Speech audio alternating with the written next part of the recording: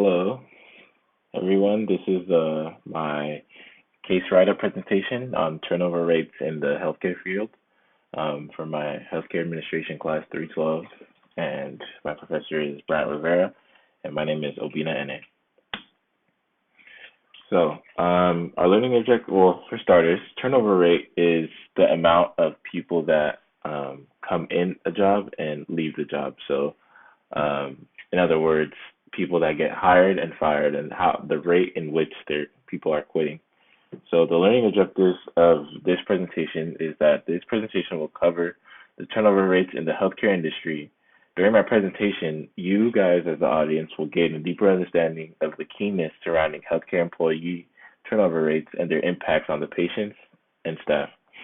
Some of the learning objectives include comprehending the main reasons behind turnover, understanding the impact on organizational performance, looking into evidence-based strategies to address and reduce turnover in healthcare settings in the future, and in conclusion, the audience will have new insights about that they can apply with their respective healthcare establishments to enhance employee contentment, retention percentages, and overall patient care quality. So, in other words, the main objective of this presentation is to really shed light on what turnover rates are, what affects turnover rates, and how it affects the healthcare facilities as a whole. So, this is my introduction, and it's in the world of healthcare. There are instances where doctors, nurses, and other staff leave their jobs more often than usual. These certain instances are called medical turnover. Although it may not seem like a big deal, it is much more serious than it actually is. It may sound like if one person quits, it is okay, but turnover ruins the flow of maintained workforce at hand. The continuity of patient care becomes disrupted, introducing uncertainty and potential issues with the quality of service.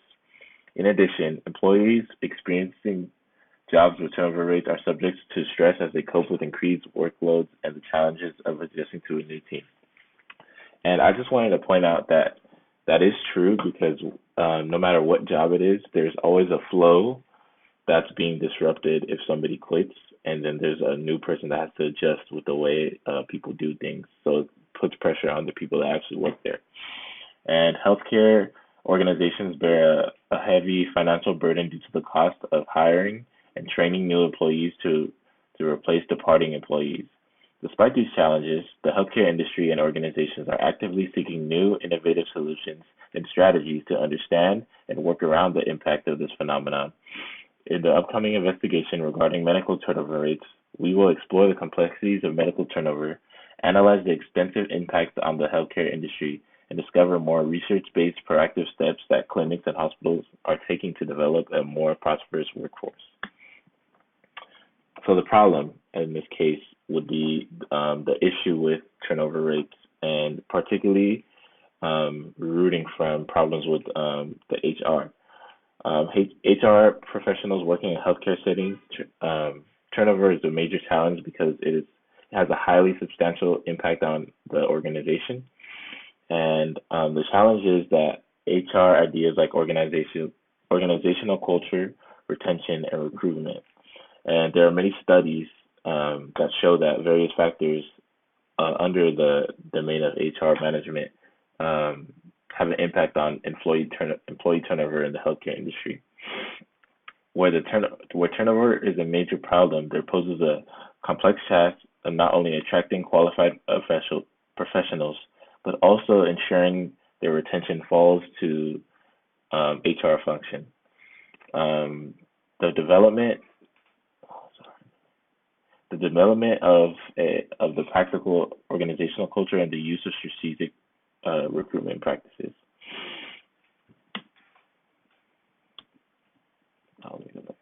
And these are some statistics that I found. Well, first is, it's a little blurry, but first is the graph, and this is hospital staff RN turnover rate by year. And you can see that in 2020, 2021, it was the highest just because that's when COVID was really peaking and people were both losing their jobs and had an excessive workload.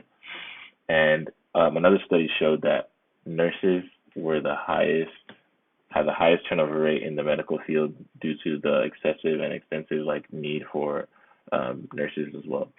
And the one on the right is caring for the elderly. Nursing turnover rate. As you can see, the darker blue has the highest percentage. So states like Montana, I believe that's Arkansas and Oklahoma.